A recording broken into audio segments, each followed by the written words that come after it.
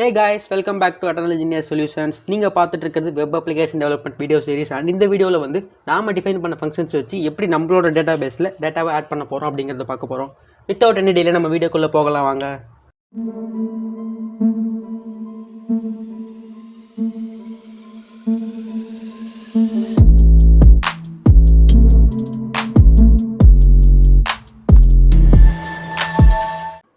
Last வீடியோவில் சொல்லியிருந்த மாதிரியே இந்த வீடியோவில் வந்து முக்கியமான விஷயத்தை வந்து பார்க்க போகிறோம். ஜாங்கோட அட்மின் சைட் ஹெல்ப் இல்லாமல் நாம் கிரியேட் பண்ண ஃபங்க்ஷனை வச்சு நம்மளோட டேட்டா பேஸில் டேட்டாஸ் ஆட் பண்ணுறதுக்கான ஃபங்க்ஷன்ஸை பார்க்க போகிறோம். ஒரு முக்கியமான விஷயத்தை லாஸ்ட் வீடியோவில் மறந்துட்டேன். அது என்னென்னு பார்த்தீங்கன்னா, நம்மளோட அந்த models.py அப்படிங்கிற ஃபைலுக்குள்ளே ஒரு ஃபங்க்ஷன் யூஸ் பண்ணியிருப்பேன், str அப்படிங்கிற ஃபங்க்ஷன்.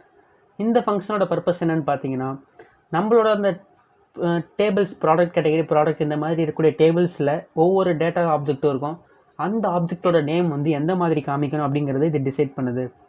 இந்த ஃபங்க்ஷன் நம்ம கொடுக்காமல் விட்டோம்னா அந்த டேபிளோட நேம் அண்ட் ஆப்ஜெக்ட் ப்ராக்கெட்டுக்குள்ளே அந்த ப்ரைமரி கீ வந்து மென்ஷன் ஆகிருக்கும்.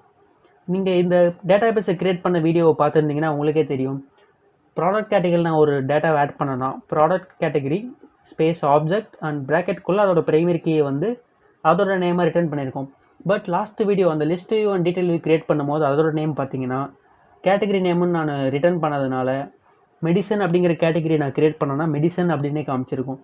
ஸோ இதோட கோடிங் எப்படி இருக்குன்னு பார்த்தீங்கன்னா, def space $_str_ bracket self semicolon அதோட ரிட்டர்ன் வந்து செல்ஃப் டாட் கேட்டகரி நேம், அதாவது ப்ராடக்ட் கேட்டகரி டேபிளுக்கு கேட்டகரி நேமை ரிட்டர்ன் பண்ணுறேன்.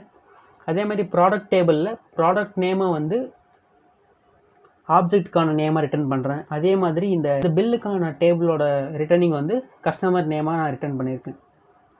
ஓகே கைஸ், இப்போ வந்து நம்ம இதுக்கான வியூஸை க்ரியேட் பண்ண போகிறோம். எந்த வியூனா, ஃபஸ்ட்டு டேட்டாவை ஆட் பண்ணுற வியூ. நான் வந்து ப்ராடக்டோட டேபிளுக்கான டேட்டாவை ஆட் பண்ணுறது மட்டும் எப்படின்னு காட்டுறேன். ஜெனரிக் டாட் கிரியேட் வியூ, இதுக்குள்ளே மாடல் எதை அப்படிங்கிறத மென்ஷன் பண்ணோம். அண்ட் இதில் இன்னொரு முக்கியமான ஒரு விஷயத்தை வந்து மென்ஷன் பண்ணோம். அது என்னென்னு பார்த்தீங்கன்னா ஃபீல்ட்ஸ். இந்த ஃபீல்ட்ஸ்குள்ளே என்ன நம்ம மென்ஷன் பண்ணோன்னு பார்த்தீங்கன்னா, இப்போ நம்ம ப்ராடக்ட் டேபிளை வந்து க்ரியேட் பண்ண போகிறதுனால அதுக்குள்ளே வந்து 4 ஃபீல்டு இருக்குது. Product name, product name, product category and product price, இந்த 4 ஃபீல்டு இருக்குது. இந்த 4 ஃபீல்டில் எதை வந்து நம்ம இந்த கிரியேட் வியூவில் வந்து யூஸ் பண்ண போகிறோம் அப்படிங்கிறத மென்ஷன் பண்ணோம். சிங்கிள் கோட்ஸ்குள்ளே $_all அண்ட் அகைன் $_ கொடுத்தீங்கன்னா முடிஞ்சிருச்சு. அண்ட் அடுத்து நம்ம என்ன பண்ணோன்னா, இதை வந்து யூஆர்எல்ஸில் வந்து ரிஜிஸ்டர் பண்ணணும். path single quotes product /add அப்படிங்கிற பேட்டர்ன் கொடுத்துக்கிறேன். And views dot product add dot as_view and அதோட நேம் வந்து சிங்கிள் கோர்ஸில் ப்ராடக்ட் ஆட் அப்படின்னு கொடுத்துக்கிறேன். ஓகே, இப்போது இதுக்கான ஒரு HTML ஃபைலை வந்து நம்ம க்ரியேட் பண்ணணும். அது எங்கே க்ரியேட் பண்ணணும்னு பார்த்தீங்கன்னா, டெம்ப்ளேட்ஸ் அப்படிங்கிற ஃபோல்டருக்குள்ளே நம்மளோட அலோவல்டு அப்ளிகேஷனுக்கான டெம்ப்ளேட் ஃபோல்டர் இருக்கும். அந்த அலோவல்டுக்குள்ளே ப்ராடக்ட் _form .html.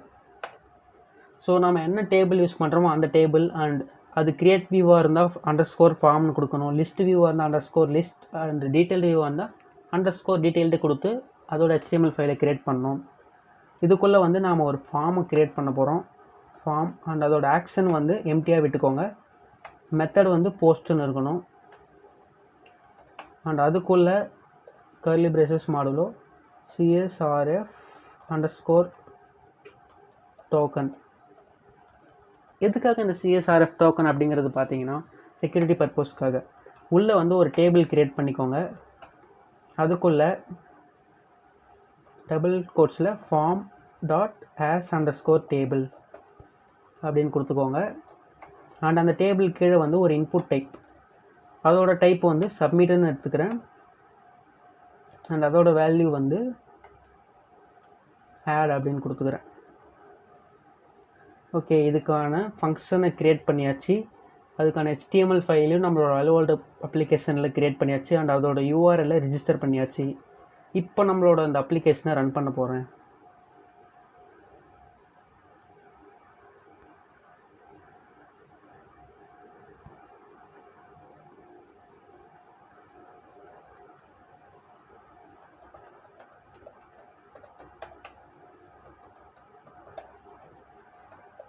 அந்த யூஆர்எல்லோட எண்டில் வந்து /product/ad அப்படிங்கிற பேட்டர்னை மென்ஷன் பண்ணுறேன். நீங்கள் பார்த்தீங்கன்னா உங்களுக்கே தெரியும் அந்த product name and product category என்ன, அதோட ப்ரைஸ் என்ன அப்படிங்கிற ஃபார்ம் கிடச்சிருச்சு. இதுக்குள்ளே நான் வந்து டோலோ அப்படிங்கிற மெடிசனை இன்க்ளூட் பண்ணுறேன்.